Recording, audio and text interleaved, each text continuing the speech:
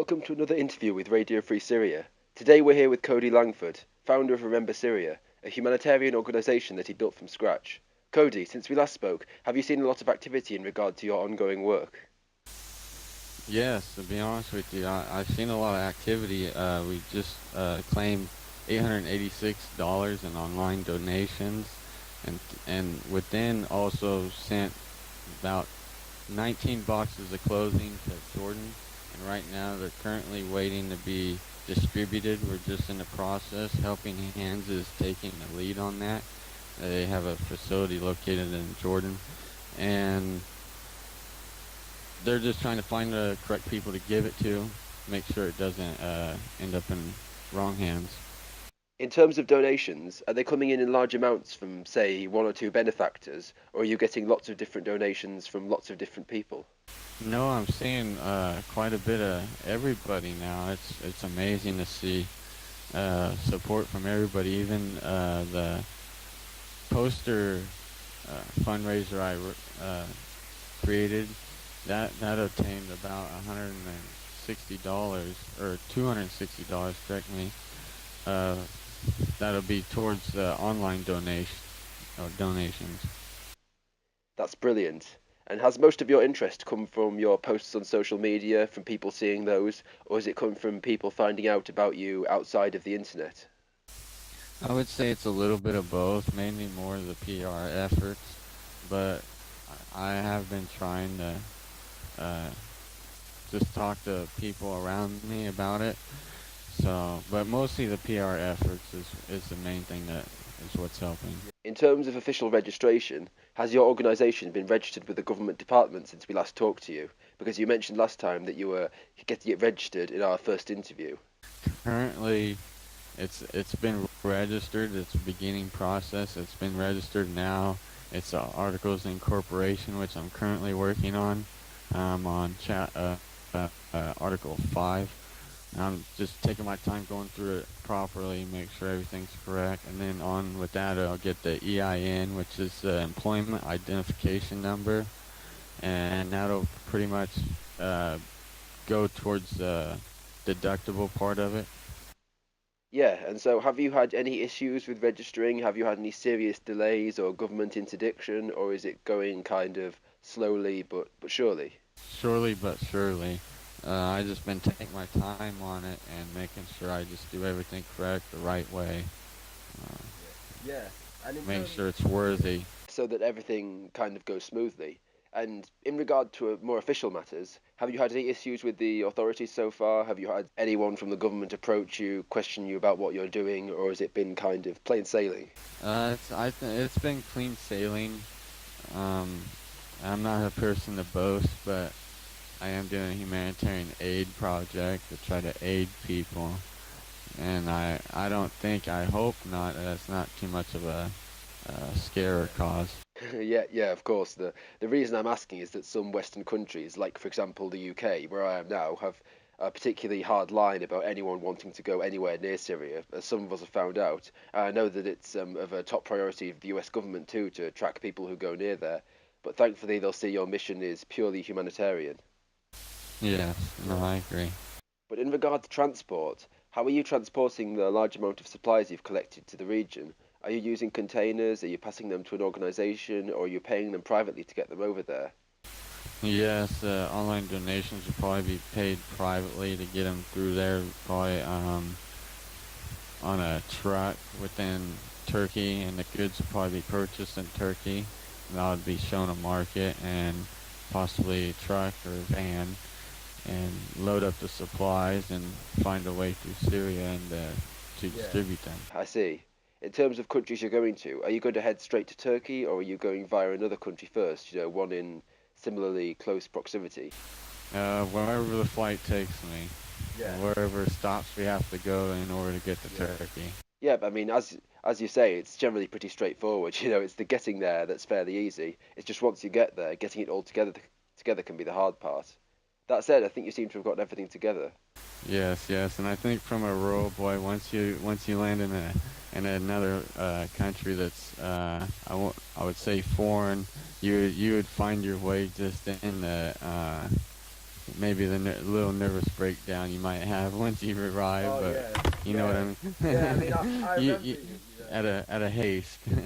Yeah, I remember that happening myself. When I first went, I pretty much just landed in the Turkish airport, found the bus station, and got going. It's easy to find your way, but it's kind of daunting at first. Something new for me Yeah, also. it's natural. A word of advice, though, would be just find the nearest bus station, buy a ticket to Antakya, and just continue onward from there. Have you researched what documentation you might need to enter Turkey, and do your humanitarian work from there? Uh, I would get a visa, and which would be probably about I think 92 days. I could be wrong. Yes, it's a 90-day e-visa which lets you enter Turkey for a period of 90 days every 180 days, and you can get another one once the 180 days has passed. Yes, but there also might be more documents in the Yeah. process. Exactly, because you've been publicizing your intentions, word may have got to the Turkish authorities about the nature of your upcoming trip, and so they may expect you to have those extra documents, in order to get your aid effort underway. Yes, no, I agree. I see what you're saying. Do you have any plans for work within Syria, and entering, have you managed to obtain any useful contacts which could help you get your mission underway easier? Yes, I've talked to a multitude of people just constantly, not just say one or two, because just things may change for them themselves, and they may not feel Yeah. comfortable. But that's great because when I was in Turkey recently, a guy who works for the Syrian cause there was asking me when you were coming down, so I think things are looking promising for your arrival. The key is to always tell people when you're coming down, coordinate with them on social media as well as possible, all that stuff. Are you traveling alone or have you got anyone going with you?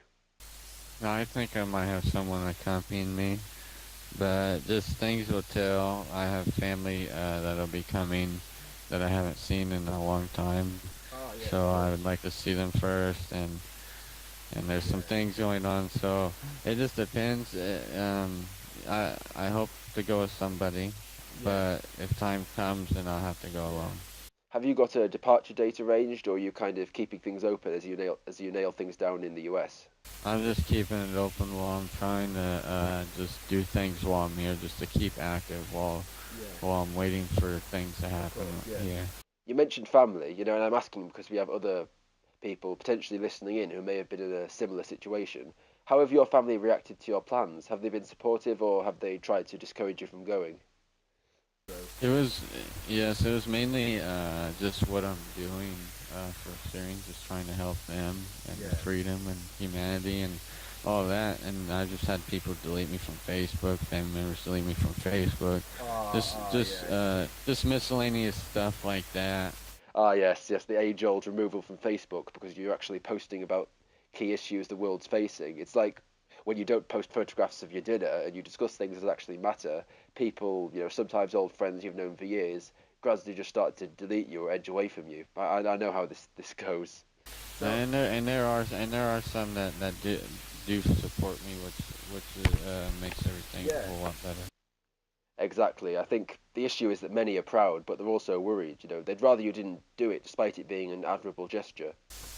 Yes, I just recently was updated on a roadmap into Syria for now, or in this time frame. Um, but as we always know, things change, so that'll have to change. There's other Yeah, things that'll probably change exactly. later on. Precisely. Things are always changing now. I think it's important for everyone to know that while I'm not saying to the viewers, go on, pack your bags, get to Syria, I'm just saying that if you want to do work out there, even though in some instances I wouldn't advise it, it's good not to plan too much because there's always something that will not come out right. Yes, yes, I'm always planning for something to kind of go wrong, because as I said, nothing goes as planned. So there's contacts also possibly that I could Yeah. call or speak to. Precisely. You can plan things out in the finest details, and then things are so fluid on the ground that it won't turn out as you've planned. The best thing, I think, in my experience, is to have a rough, flexible plan that can adapt to the realities on the ground. You've mentioned people maybe going with you. How many do you think might go along in your group? To be honest with you, I'd only think maybe two other more. So just be three, Yeah. including Yeah. me. Yeah. Are any of them Arabic speakers, or do any of them have experience of the region in some way? They've both been there, and one is Arabic speaking. Yes, yeah, I think it's just incredibly important to have some knowledge of the language. I found out that no matter how little you know, any amount's helpful, especially when some don't speak English over there. I recall you telling me that you were doing an online course in reading Arabic on Memrise, I think, which I suggested to you. How is it working out for you? Are you finding it okay? It's going good, but slow, to be honest with you. I can honestly say it's a little hard. It's tricky. Yeah, that's good. And what are you finding hardest about it? I would say reading it. Yeah, I think reading can be hard when you're there, in regard to directions, although thankfully there are road signs in English and Arabic. The speaking is the challenge. So, have you learned some Arabic words? Have you learned some words that you could use? Yes, I could say a few words and stuff like that. Just basic things. Not much. Going back to your original plans, it was roughly a few months ago that we first talked to you about your project, and I got to know you maybe a year and a half ago. So, when did you kind of first come up with the project? Ooh, I would say I probably started that in April of 2012 or 13, and that was because I wanted to get physically involved. I was doing a lot of online work with Syrians and fighting Assad websites, the government websites. When you first started out, did you have a lot of resources, or was it basically just a makeshift effort with not much to build upon at first? But I just want to get physically involved and just to help the people who are struggling the most. Brilliant, brilliant. That's very good. How did you first come into contact with the activist community? I have to ask, because now you seem to have a lot of useful contacts on the ground. Was it via social media, or did you end up like some of us did, just posting online and getting like-minded people adding you, or did you kind of actively seek them out? It, it, it was I would say it was just kind of like a do-it-yourself thing that when I worked online, that was the first time I'd seen the Syrian struggle and and then see and talk to Syrians, but then I wanted to get physically involved, and I had to find a way to do that. And I've met this guy. I didn't meet him, but I found him online. Weeby Adma from the Netherlands, and he was and yes, and he was doing he was probably on his second or third trip at that time, and I seen his thing, and right then it told me, well, that's what I want to do right there, because he did it with just himself and his own mind. Not to say that I'm boisterous or have an ego about like, oh, I'll make it there because I'm by myself. No, but he inspired me, motivated me. So is it down to Facebook posts, article posts, and stuff like that then? Yeah, it's more like paste bin. Ah, yeah, the kind of upload it yourself, sharing content type of site. What you can find on Pastebin is maybe an example of what I've done. Maybe type in maybe op Syria on pastebin.com. Brilliant. I'll share that. That's to viewers. Op Syria on Pastebin. See what you can find there. So, Cody, was adding people online first how you met Syrians, or had you met any personally before? Well, for the actual Remember Syria, for the humanitarian aid part of it, it was just by adding people. But this all started when in 2011, when I was working online with Syrians there and spreading messages on there. It seems like social media has been a key part of many projects lately. I think people who were previously unaware can really be reached out to. Are you in contact with any Syrians currently within Syria, or are they mainly outside of Syria?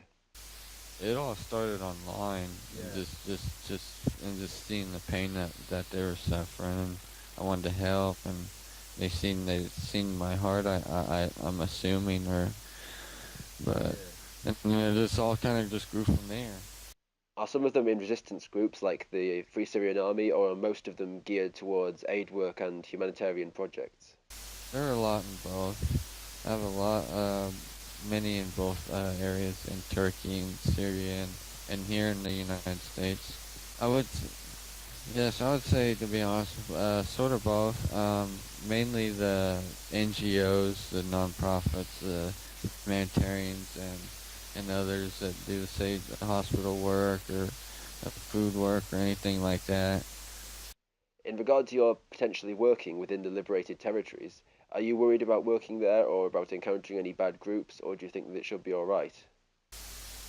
Well, I think to be honest with you, there's always going to be worry because always things change, and being with ISIS there, you never know with Yeah, them what they would want to do. So, yeah, yeah. That's one thing or that's anybody else. yeah.